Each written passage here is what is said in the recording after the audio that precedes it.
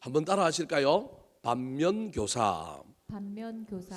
논어라고 하는 책에 보면 삼인행 필유아사라고 하는 한자 규절이 있습니다. 세 명이 삼인이 행 길을 가면 필연적으로 있다라는 거예요. 뭐가 있느냐 하면 나에게 서성이 있다. 세 명이 걸어가면 한 명은 정면교사, 한 명은 뭐라고요? 반면교사.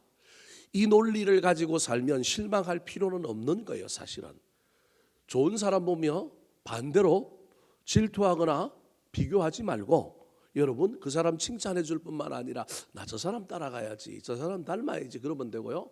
못된 사람 만나고 힘든 사람 만나면 그 사람 때문에 나 못 살겠다 그러지 말고 나는 나중에 저렇게 살지 말아야지, 저렇게 살면 안 되겠다, 그렇게 생각하면 여러분 절대 절망할 필요가 없다라는 것입니다.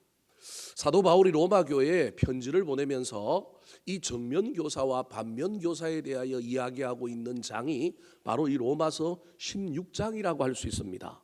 정면교사에 해당되는 사람들을 먼저 이야기하면서 그 사람들을 향하여는 뭐라고 얘기하고 있냐면 서로 무난하라, 그렇게 이야기합니다. 근데 오늘 반면교사들을 향하여는 뭐라고 얘기하고 있냐면 17절에 보니까 살피고 떠나라, 그렇게 이야기하고 있습니다. 대적해라, 그들과 싸워라, 그들을 물리쳐라, 그렇게 말하지 않고 반면교사에 대해서는 뭐라고 얘기하면 살피고 뭐하라고요? 떠나라는 겁니다. 이 살피고 떠나라는 말이 도대체 무슨 말일까요? 먼저 이 살피고 떠나다라고 하는 말은 결론에서 좀 살펴보기로 하고, 어떤 반면교사는 우리가 살피고 떠나야 할까요? 오늘 본문에서 말하고 있는 반면교사, 로마 교회 안에 있을 가능성이 있는 좀 교회에 문제가 있는 사람들, 어떤 사람일까요? 따라 하시겠습니다. 분쟁과 넘어지게 하는 자. 분쟁과 넘어지게 하는 자. 첫 번째가 반면교사로 누구를 사도 바울이 들고 있느냐 하면 분쟁과 넘어지게 하는 자입니다. 이 사람들은 잘 살펴서 이런 사람들인지 아닌지 정체를 분명히 하고 난 다음에 떠나라고 분명히 이야기합니다. 자, 17절 말씀 같이 한번 읽어볼까요? 17절입니다. 시작. 형제들아, 내가 너희를 권하노니 너희가 배운 교훈을 거슬러 분쟁을 일으키거나 거치게 하는 자들을 살피고 그들에게서 떠나라. 자, 분쟁을 일으키고 거치게 하는 자들인데 이 분쟁과 거침의 기준이 무엇이냐 하면 배운 교훈입니다. 즉 하나님의 말씀입니다. 말씀과 관련하여 다르게 교훈을 받아서 분쟁을 일으키고 그 다음에 남을 넘어지게 하는 사람, 거치게 한다라는 말은 발이 걸려 넘어지게 한다라는 말입니다. 그런 사람들이 교회 안에 있으면 첫 번째 해야 될 일은 저 사람들이 분명히 어떤 사람들인가, 유익이 되는 사람인가 아니면 어떤 사람인가, 일단은 좀 영적인 분별력을 통하여 뭐 하라고요? 살피라는 거예요. 대적해라, 막 싸우고 몰아내라, 그렇게 얘기하지 않습니다. 사도 바울은 뭐라고 얘기냐면 살피라는 겁니다. 왜 사도 바울이 이렇게 얘기할까요? 여러분 지금 당장은 핍박자일지라도 나중에는 전도자가 될 수 있는 게 인생의 일이거든요. 알 수가 없다니까요. 그래서 가능성을 열어놓아야 되고 그것에 대한 최종 판단과 모든 일의 집행은 하나님의 영역이기 때문에 우리가 해야 할 일은 정체만 분별하면 되는 겁니다. 그래서 첫 번째로는 이런 사람들 분쟁을 일으키고 굳이 싸우지 않아도 되는데 꼭 싸우면서까지 해야 될 세상에 좋은 일은 없는데 그냥 쌈딱처럼 싸우기만 하고, 그 다음에 무슨 일이 끝나고 나면 많은 사람을 넘어지게 하고 절망하게 하는 자들이 있으면 여러분 그들과 싸우고 막 그들을 향해 비난하고 정죄하고 그러는 것이 아니라 이 사람들의 정체가 이런 거구나 먼저 살피고 난 다음에 그들에게서 뭐 하라고요? 떠나라는 거예요. 떠나라가 뭔지는 결론에서 제가 다시 한번 이야기하겠다고 여러분에게 말씀드렸어요. 여하튼 영적인 분별력을 가지고 상대방이 어떤 사람인지 영적으로 우리가 어떻게 이해해야 될지 잘 살펴서 분별력을 가지고 이해해야 됩니다. 여러분이 이해하는 데까지만 멈추시고 그 다음에 하는 것은 떠나는 건데, 뭐 공동체를 떠나라는 말은 아닌데 그 떠나라고 하는 것을 조금 이따 설명하겠지만, 저와 여러분이 이 일을 잘못 이해해서 여러분 막 싸우고 비난하고 정죄하고 막 쫓아내고 그럴 것이 아니라는 거예요. 첫 번째 주님께서 하실 일은, 우리에게 권면하고 있는 것은 사도 바울을 통하여 살피고 그에게서 떠나라. 다르게 얘기하면 여기 저기 살핀다라고 하는 말은 그 사람의 영적인 분별력을 가지고 그 사람의 본질, 그 사람의 어떤 신앙적인 태도만을 살피는 것이 아니라 누구도 살펴야 돼요? 나도 살펴야 되는 거예요.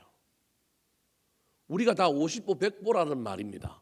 나에게는 그런 것은 없는가? 저와 여러분이 살펴서, 야, 저 사람 나보다 심한데 나도 야마 돌고 나도 막 정말로 막 피가 거꾸로 솟고 내 인생 가운데 때로는 분노하면 나도 저렇게 될 수 있겠구나. 내가 조금 더 흥분하면 될 모습이 저 모습이구나. 저와 여러분이 그렇게 깨닫고 우리를 살펴야 하는 겁니다. 그래서 떠나라고 하는 말은 이렇게 이해하면 떠나라고 하는 말도 이해가 되는 거예요. 물론 떠나라고 하는 말이 제가 지금 후자로 해석하는 걸, 나를 살피고 내가 그에게서 떠난다, 그런 의미보다는 또 다른 의미가 있지만, 저와 여러분이 해야 할 일, 반드시 공동체 안에서 누군가를 살필 때 그 살핌으로 누구도 살펴야 되느냐 하면 나도 살펴야 된다. 다르게 얘기하면 나는 세우는 사람인가, 넘어지게 하는 사람인가, 나는 하나 되게 하는 사람인가, 분쟁을 일으키는 사람인가 잘 살펴서, 우리가 다 모든 일에 하나 되고 다 모든 일에 세울 수는 없을지라도 그럼에도 불구하고 중요한 순간마다, 어떤 고비마다, 어떤 큰 일이 벌어졌을 때마다 저와 여러분은 이 두 가지를 가지고 반드시 나도 점검해 봐야 될 뿐만 아니라 상대방을 잘 살필 수 있는 영적인 분별력과 통찰력을 가진 저와 여러분이 되기를 예수님의 이름으로 축원합니다. 두 번째, 오늘 본문에서 사도 바울이 무난해야 될 사람이 아니라 살피고 떠나야 될 반면교사는 누구라고 로마교회 교인들에게 편지할까요? 따라 하시겠습니다. 자기들의 배만 섬기는 자. 자기들의 배만 섬기는 자. 성경의 원리는 어느 이야기든지 어느 성경이든지 어느 때든지 거의 원리가 여러분 동일합니다. 첫 번째가 연합, 하나됨이라고 하는 주제 속에서 분쟁과 넘어지게 하는 자가 반면교사라고 한다면, 또 다른 하나는 여러분 탐욕, 이익과 관련되어 있는 겁니다. 하나님께서 사람을 평가하거나 어떤 사역자를 평가하거나 또 어떤 일에 어떤 공동체의 무엇을 평가할 때는 반드시 이 두 가지입니다. 우리 그리스도인들은요, 반드시 섬기는 사람이지 이익을 취하는 사람이 아닙니다. 자본주의 시대에 저와 여러분이 살다 보니 이익이 남는 것이 최고인 시대를 살아갑니다. 그래서 교회도 뭘 남겨야 되고요, 우리도 뭘 자꾸 이익을 봐야 되고요. 이 시대 속에, 이 시대 정신 속에 우리가 살아가니까 성경이 말하고 있는 시대 정신이 우리가 무엇인지를 자꾸 잊어버리고 사는 거예요. 저 또한 마찬가지고요. 성경은 우리 보고 손해보라고 얘기하지 이익 보라고 얘기하지 않습니다. 너의 손해는 내가 갚아주겠다, 이게 성경의 이야기거든요. 할 수만 있다면 우리는 군림하는 것이 아니라 우리는 섬기는 사람들이어야 합니다. 그래서 섬기느냐 섬기지 않느냐, 특별히 나의 유익, 나의 이익을 넘어서 타자의 이익을 향하여 나아갈 수 있느냐 없느냐, 여러분 이게 믿는 자와 믿지 않는 자의 중요한 구별점이요, 교회와 세상의 다른 조직과 차이점이어야 합니다. 우리가 한참 모자라고 우리가 아직 부족하지만 우리 머릿속에 늘 그리고 있어야 될 것은, 제가 교회를 목회자로 리더십을 가지고 운영하며 있었어도 늘 부족하지만 그래도 가야 할 길, 그래도 우리가 꿈꿔야 할 길은 뭐냐 하면 이거라는 거예요. 할 수만 있다면 우리는 섬겨야 됩니다. 교회라고 하는 이 조직도 유지하고 지켜야 되는 것이 목사의 사명이니까, 근데 지키는 것만 있으면 어찌 되겠습니까? 섬기기도 하고 때로는 손해도 보고 때로는 그런 일도 있어야 된다라는 겁니다. 18절 말씀 같이 한번 읽어볼까요? 18절, 자 시작. 이 같은 자들은 우리 주 그리스도를 섬기지 아니하고 다만 자기들의 배만 섬기나니 교활한 말과 아첨하는 말로 순진한 자들의 마음을 미혹하느니라. 자, 이 같은 자들은 앞에서 말하는 연합과 관련하여 문제가 있는 사람들, 즉 분쟁을 일으키고 다른 사람을 넘어지게 하는 사람은, 이 사람들이 문제인 것은 그것으로만 끝나는 것이 아니라 이 사람들은 그리스도를 섬기지 않아요. 섬겨야 될 대상이 우리의 궁극적인 신앙의 목표가 예수 그리스도를 섬기는 건데 이 섬김에 문제가 있으니 섬기지 않고 자기들의 뭐만 섬기느냐 하면 배만 섬기는 거예요. 다르게 얘기하면 나의 이익이 최고 우선이에요. 이 이익의 관점에서 자존심도 내 자존심이 상하느냐 상하지 않느냐, 내 체면이 상하느냐 상하지 않느냐, 나에게 유리하냐 유리하지 않느냐, 이게 전부 이익이에요. 돈만 이익이 아니에요. 오늘날 저와 여러분이 살고 있는 시대에는 이 이익이 되느냐 아니냐를 가지고 따진단 말이에요. 그래서 뭐 가성비가 좋으냐, 하나라도 싼데, 이게 자본주의의 특징이라 이거예요.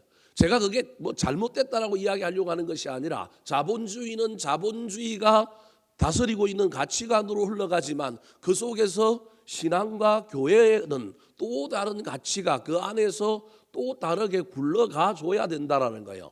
그 중에 하나가 바로 무엇이냐 하면 우리는 섬기는 사람인데 섬기는 대상이 그리스도요, 공동체요, 더 나아가서 나를 넘어서 다른 사람들을 섬기는 문제예요. 사랑하는 성도 여러분, 할 수만 있다면 저와 여러분은 섬기는 사람이 되었으면 좋겠고, 우리도 어쩔 수 없이 인간인지라 내 몸이 먼저 편해야 되고 우리 가족이 먼저 안정돼야 되고 우리도 우리의 유익을 위하여 살아갈 수밖에 없는 죄인된 인간이지만 때로는 용기를 내 어떤 사건과 어떤 순간에는 저와 여러분이 이 이기주의를 넘어서서 타자를 중시하고 다른 사람의 이익을 위하여 때로는 손해볼 수 있고 그것을 위하여 섬길 수 있는 사람들이 되었으면 좋겠습니다. 그 정도를 넘어서서 헌신할 수만 있다면 얼마나 좋겠습니까? 헌신과 비슷한 말 중에 또 다른 말 하나가 있는데, 전혀 다른 말이 있는데 그게 뭐냐 하면 헌심이라고 하는 말이 있습니다. 처음 들어보죠? 헌심은 어떤 거냐 하면요, 이런 겁니다. 내가 이번 주에 교회는 안 가도 마음은 어디에 있다고요? 교회에 있대요. 아, 내가 함께는 못 하는데 그 일에 누구의 마음이 있다고요? 내 마음이 있대요. 그 사람은 헌신하는 사람이 아니라 뭐 하는 사람이라고요? 헌심한 사람이에요. 헌심한 사람. 우리 주님은 헌심만으로 만족하시는 분은 아니에요. 분명히 얘기했잖아요. 너의 마음이 있는 곳에 몸도 있고 몸이 있는 곳에 뭐도 있어야 된다고요? 마음도 있다. 헌신까지는 아닐지라도 헌심을 넘어서서 헌신까지 할 수 있다면 좋겠지만 마음 정도뿐만 아니라 저와 여러분이 할 수만 있다면 섬기는 쪽으로 갈 수 있었으면 좋겠습니다. 사람마다 섬김의 모양과 섬김의 내용이 다 다를 수 있지만 그 섬김의 모양과 내용이 다르기 때문에 때로는 다른 사람이 그 섬김을 이해하지 못하는 경우도 있습니다. 그러나 하나님은 압니다. 저게 섬김인지 아닌지. 딴 사람은 저거 잘나서 하는 거고 저거 공명심에서 하는 것 같고 때로는 다 모르는 세상의 이치와 우리 눈으로 보기에는 전혀 섬김이 없는 일일 같지만 그러나 우리 주님은 압니다. 그래서 우리는 그리스도를 섬기고 공동체를 섬기고 다른 사람을 섬기는 사람으로 살아가려고 애를 쓰시기 바랍니다. 더 나아가서 그 섬김에는 나의 유익, 나의 높음, 나의 인정을 넘어서서 우리 주님의 영광이 드러나고 다른 사람을 유익하게 세우게 하는 것으로 말미암아 내가 조금 불편하고 손해를 본다 할지라도 나의 이기심을 넘어서 많은 시간과 많은 사건마다 저와 여러분이 남을 섬기기 위하여 손해볼 줄 알고 남의 유익을 세울 줄 아는 사람들이 되기를 예수님의 이름으로 축원합니다. 마지막입니다. 여러분, 사도 바울이 로마교회 편지를 보내면서 무난해야 될 사람이 아니라 살피고 떠나야 할 사람들, 어떤 사람이라고 얘기할까요? 따라하시겠습니다. 말로 사람을 미혹하는 자. 말로 사람을 미혹하는 자. 자, 18절 말씀 다시 한번 읽어볼까요? 시작. 이 같은 자들은 우리 주 그리스도를 섬기지 아니하고 다만 자기들의 배만 섬기나니 교활한 말과 아첨하는 말로 순진한 자들의 마음을 미혹하느니라. 세 번째로는 좀 심각한 문제입니다. 이게 미혹이라고 하는 단어가 있습니다. 이 미혹은요, 단순히 다툼, 생각이 다른 정도, 의견이 다른 정도를 넘어서서 이단으로 다른 곳으로 데려갔다라고 하는 의미가 이 안에 있습니다.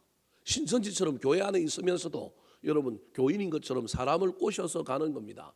이 사람들이 교활한 말과 아첨하는 말로 순진한 자들의 마음을 뭐 한다고요? 미혹하는 겁니다. 미혹의 내용이 뭐냐 하면 말이라고 하는 사실을 기억하시기 바랍니다. 성경은 말을 아주 중요하게 여깁니다. 말씀으로 천지가 어떻게 돼요? 창조됐다니까요. 우리의 믿음의 근거는 뭐예요? 하나님의 말씀이라니까요. 말이 얼마나 중요한지 모릅니다. 그래서 세상 사람들 눈에는 예수쟁이들이 뭘 잘하는 사람이라고요? 말 잘하는 사람들이 예수쟁이들이라니까요. 그래서 예수 믿는 사람들하고는 가능하면 논쟁 안 붙으려고 그러고요. 안 싸우려고 그래요. 여러분, 그런데 그 말을 가지고 그 능력 있는 말, 그 좋은 것, 정말로 말은 정말로 순기능 있고 말은 얼마나 좋은 것인지 몰라요. 여러분, 말을 못하게 하니까 생긴 문제가 바벨탑 사건에서 나오잖아요. 말이 안 되면 놀라운 일이 일어나는 거예요. 그 집이 아니라 뭐예요?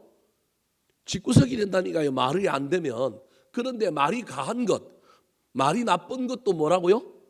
문제라는 거예요. 말이 통하지 않는 것, 말이 없는 것도 문제지만 여러분, 말이 잘못 쓰여지는 것도 문제다. 저와 여러분은 교회 안에서 또는 가정에서 사회생활하면서 나의 말은 어떤가? 모든 순간이 다 이렇게 너무 좋아하는, 너무 말을 잘하는 것 또는 말을 나쁘게 사용하는 것, 이걸로 다 판단할 수는 없겠지만, 그럼에도 불구하고 나의 말이 사람을 살리고 공동체를 덕스럽게 만들고 그런 말을 내가 소유하고 있는가? 아니면 저기처럼 그걸 지나쳐서 교활한 말과 아첨하는 말로 순진한 자들의 마음을 혹해서 미혹해서 엉뚱한 것으로, 다른 것으로 데려가고 있지는 않은가? 한국 교회 안에, 한국 사회 안에 한국 교회가 이 말을 잃어버렸습니다. 한국의 정치 상황 속에서 여러분, 앞으로 한 5년 10년 후에 젊은 세대들에게 복음을 전하는 일은 쉽지 않은 문제가 생길 겁니다. 여러 상황 속에서 한국 교회는 점점 젊은 사람들을 잃어가는데, 그 중에 하나가 우리 교회가 쓰고 있는 말이 젊은 사람들과 코드가 자꾸 안 맞는 거예요. 최근에 우리 총회에서 또 여러 가지 대안들을 이야기하고 뭐 정책을 개발하면서 몇 가지 이야기한 것 중에 하나가, 가능하면 일반 사람들이 쓸 수 있는 용어로 한번 설교도 해보고 써보자. 우리끼리 쓰는 용어가 암호와 같은 거예요. 그래서 이해하지 못하는 거예요. 이게 목사들이 제일 책임인데요. 중학교 3학년이면 다 알아들을 수 있는 말로 쉽게 풀어서 쓰자. 쉬운 일이 아니에요. 우리끼리 가지고 있는 어떤 언어가 가지고 있는 임팩트가 있거든요. 구원, 얼마나 좋아요. 근데 이 구원을 또 풀어줘야 되는 어려움이 있는 거예요. 우리가 가지고 있는 용어들 중에 우리끼리만 알기 때문에 훨씬 더 효과적인 용어들이 있는데, 그것들을 어떻게 풀어줄까에 대한 고민들이 있어요. 다 풀어줘야 되냐? 그런 건 아니지만 일반적으로 80-90%는 쉽게 이야기하면서도 나머지 정말로 우리가 더 효율적이고 더 강력한 임팩트가 있는 용어는 여전히 유지하더라도, 세상 사람들이 그렇게 따라오더라도 우리가 할 수 있는 것은 뭔가? 그러면서 이번에 총회 세미나에 갔는데, 세미나에서 이야기했던 것 중에 하나가, 지난번에도 우리 이현우 목사님이 설교 중에도 했고 저도 여러분에게 말씀드렸지만, 가수 중에 악동 뮤지션이라고 하는 중에 이찬원이라고 하는 친구가 최근에 몇 가지 곡들을 발표했는데, 그 곡들이 전부 기독교적인 용어를 가지고 있는데도 세상 사람들에게 뭐 하는 거예요? 어필하는 거예요. 그래서 이런 언어, 이런 용어들은 끝까지 풀어주거나 우리가 그걸 놓칠 필요는 없다라는 거예요. 근데 그렇지 않은 용어, 뭐 할렐루야라든지 임마누엘인지 이런 용어를 우리가 가지고 가야 되죠. 근데 그거 말고 우리가 흔히 쓰고 있는 용어들 중에 어려운 용어들은 좀 풀어서 젊은 사람들이 이해하고 쉽게 해야 되는 거 아니냐. 단순히 언어의 문제뿐만 아니라 문화적인 것, 태도적인 측면에서 우리가 붙들고 고수하고 가야 될 것과 좀 더 우리가 좀 세상의 흐름과 변화에 어울려야 될 것들, 이제 이 지혜가 필요한데 이걸 어떻게 할 것인가에 대한 고민이 필요하다. 그런 얘기들을 하는 것을 듣고 왔습니다. 제가 지금 무슨 얘기를 하는 가운데 이 얘기를 하고 있느냐 하면요, 말이라고 하는 것이 참 중요한데 우리 교회 안에 어떤 말들이 유통되고 있는가, 나는 어떤 말을 유통하는 사람인가 잘 점검해 보셨으면 좋겠습니다. 반면 교사를 통하여 우리가 그들에게서 배워야 할 것은 그들의 이야기를 그들의 이야기로만 우리가 머리로 알고 쩌쩌쩌 혀를 차거나 저 문제 있는 놈 이렇게만 이야기할 것이 아니라 그 문제가 여전히 누구의 문제도 될 수 있느냐 하면 나의 문제도 될 수 있다. 그래서 우리는 늘 적용을 누구한테 해야 되느냐 하면 나한테 해야 된다라는 거예요. 이 이야기를 해야 된다는 거예요. 또 하나 제가 이번에 갔던 세미나에서 또 하나 저도 고민이 되는 것 중에 하나가 이런 거예요. 교회 안에서 소그룹 목장 모임 하는데 소그룹 목장 모임에서 교재를 쓰는 교회 손 들어 보십시오 그랬더니 이번에 손을 드는 목사님이 특정 교재를 가지고 목장 모임을 하는 교회를 손 들어 그랬더니 그게 한 300명 정도 목사님들이 모였는데 손 든 분들이 10명이 안 돼요. 목장 모임이 없는 사람 손 들어보라 그러니까 한 80명 정도가 목장 모임이 없는 거예요. 지금 안 되는 거예요. 그래도 한 200명 가까이는 200개 교회 정도는 그래도 목장 모임이 되는 거예요. 그 교회에 한 180명, 150명 이상이 뭘 가지고 그러면 목장 모임에 합니까? 그랬더니 대부분 다 설교 말씀을 뭐 한다고요? 나눈다는 거예요. 근데 강사님이 재미난 표현을 해요. 자기가 이 생각이 옳다고 주장하는 건 아니지만 목사님들 한번 가서 고민을 해보십시오 하면서 이야기하고 있는 하두가 뭐냐 하면 그러면 목장 모임에서 뭘 나누냐는 거예요. 이번 주일 설교 말씀을 듣고 나눈다 그랬더니 그러면 뭘 나눌 거냐? 교인들이 설교 한번 듣고 막 그게 막 마음속에 다 일어나고 막 돌아가가지고 막 적용 중심으로 갈 거냐? 쉽게 말하면 설교가 좋았냐 나빴냐 이야기할 가능성이 많다라는 거예요. 은연 중에 또 다른 하나는 설교의 내용을 리바이벌 하다가 갈 가능성이 많다라는 거예요. 들은 말씀을 듣고 이 말씀을 가지고 나한테 어떻게 적용할 것인가에 대한 이야기가 소그룹 모임에서 나와야 되는데 들은 지 불과 한두 시간 이후에 다시 모여서 그 작업을 해내기가 일반적으로 쉽지 않을 뿐만 아니라 적용 중심으로 모임을 이끌어 가야 되는데 그걸 이끌어 못 가니까 설교 내용 리바이벌 하다가 자기 개인 의견 이야기하다가 한두 사람이 엉뚱한 이야기하면 그거 수습하다가 모임이 어떻게 된다고요? 끝나버린다라는 거예요. 말씀을 듣고 나는 이 말씀이 은혜스러운데 이 말씀을 내가 이번 한 주간 붙들고 나는 어떻게 살아보겠다 이게 돼야 되는데 안 된다라는 거예요. 자기가 설문조사를 쭉 해보니까 실천신학교 대학교에 다니는 교수님이 발표를 했는데 그래서 잘 되는 교회를 리서치하면서 이게 옳은지 아닌지는 모르겠지만 잘 되는 교회들 중에는 어떤 교회가 그래도 조금 더 낫느냐 이게 막 학연이 낮고 이런 건 아닌데 지난주 설교를 가지고 이번 주에 나누는 교회가 있더라는 거예요. 그래서 지난주 들은 설교를 가지고 한 주간 동안 살아보고 난 다음에 그 말씀을 가지고 내가 어떻게 살았느냐 나누는 교회가 있다라는 거예요. 이 교회도 문제가 있대요. 지난주 설교를 기억한대요 못한대요? 못한대요. 그 말은 지난주 설교를 붙들고 일주일 동안 삶의 현장에서 살아봤다는 거예요 안 살아봤다는 거예요? 들은 말씀 따로 내 삶 따로 이렇게 살았다는 거예요.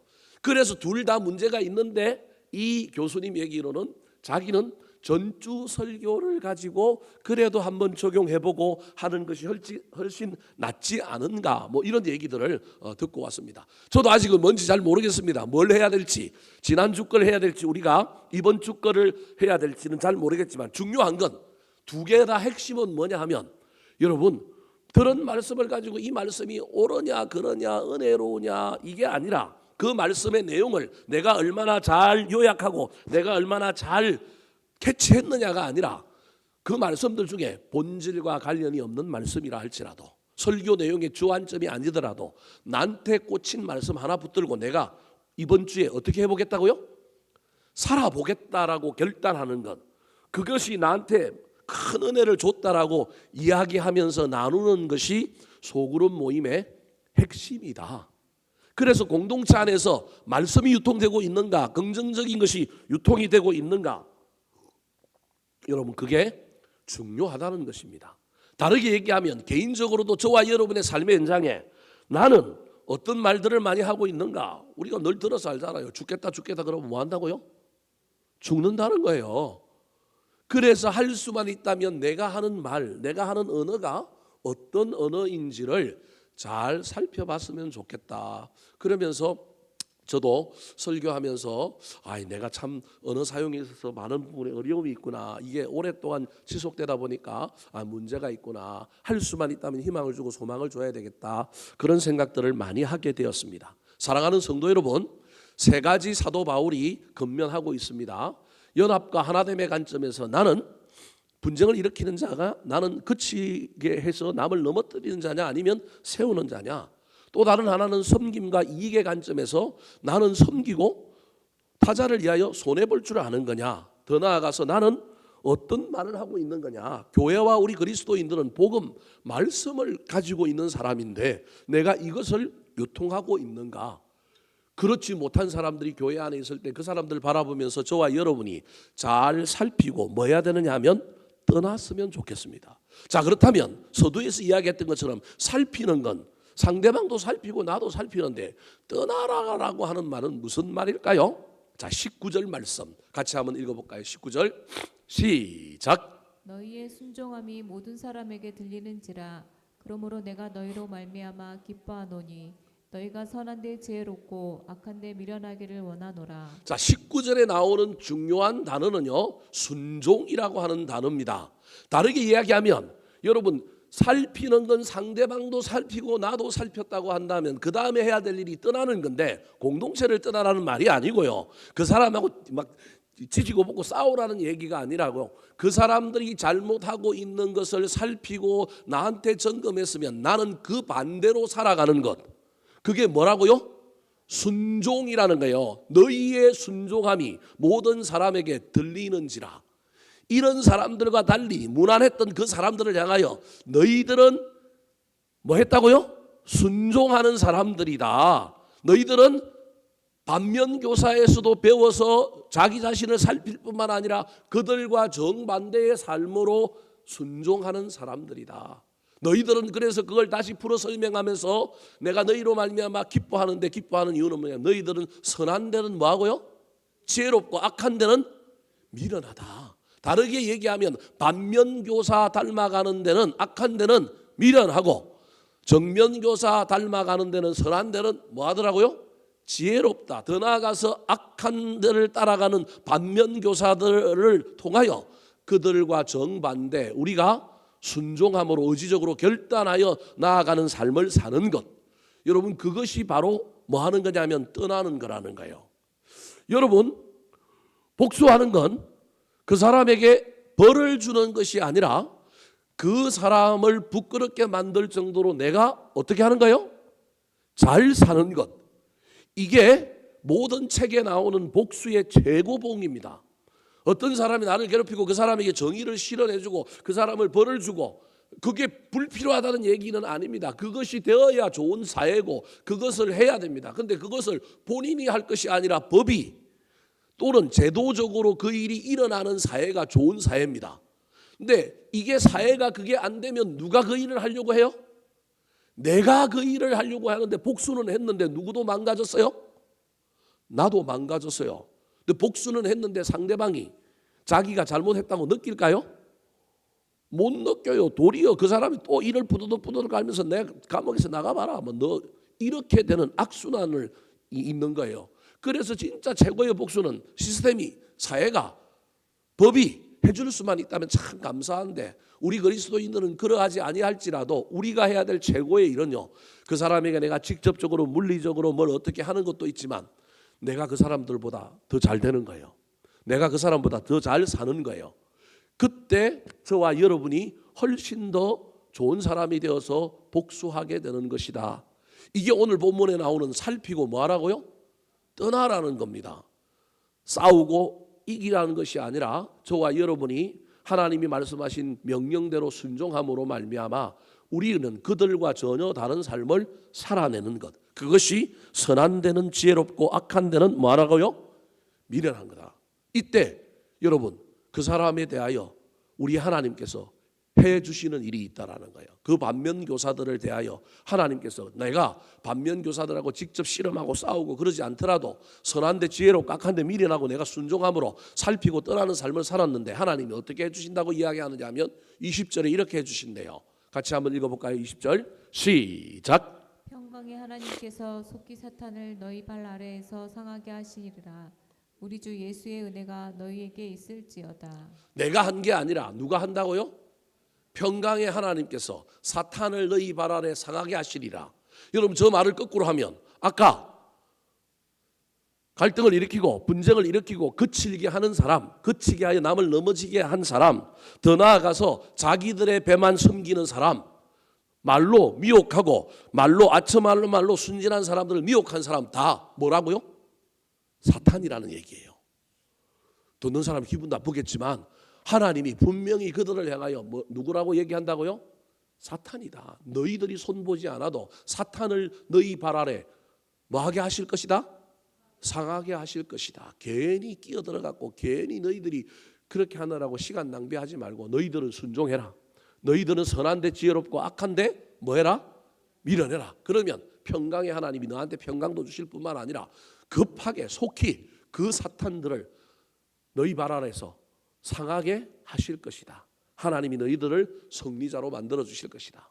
참 어려운 이야기고 납득하기 힘든 이야기지만 우리는 이 방법을 쓰기보다는 내가 어떻게 해보고자 하는 마음들이 훨씬 더 많지만 사도 바울이 로마 교회를 향하여 주시는 말씀이 이 말씀인 거예요. 여러분 이 말은 우리의 상황에서도 이해가 안 되지만 로마 교인들에게는 더더구나 이해가 안 되는 거예요. 저 사탄이 로마잖아요. 저 사탄이 자기들을 핍박하는 사람들이잖아요. 로마의 정부잖아요. 근데 나중에 로마가 무릎을 꿇어야 안 꿇어요? 꿇잖아요. 그래서 기독교를 여러분 국교로 공인할 뿐만 아니라 313년에 공인할 뿐만 아니라 392년에 국교로 받아들이잖아요. 하나님께서 여러분 사탄을 발 아래 무릎을 꿇게 하신 사건이 일어나는 거예요. 초대교회 로마교회 교인들을 비롯하여 초대교회 교인들이 여러분 살피고 떠났지.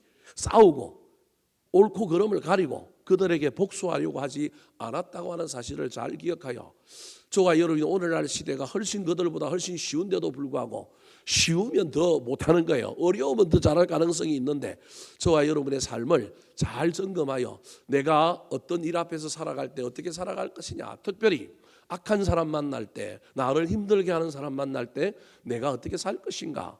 지혜롭게 잘 분별하여 멋지고 더 아름답게 살아가는 주의 백성들이 되시길 우리 구주 예수 그리스도의 이름으로 축원합니다. 한번 따라 하실까요? 반면교사, 분쟁과 넘어지게 하는 자, 자기들의 배만 섬기는 자, 말로 사람을 미혹하는 자.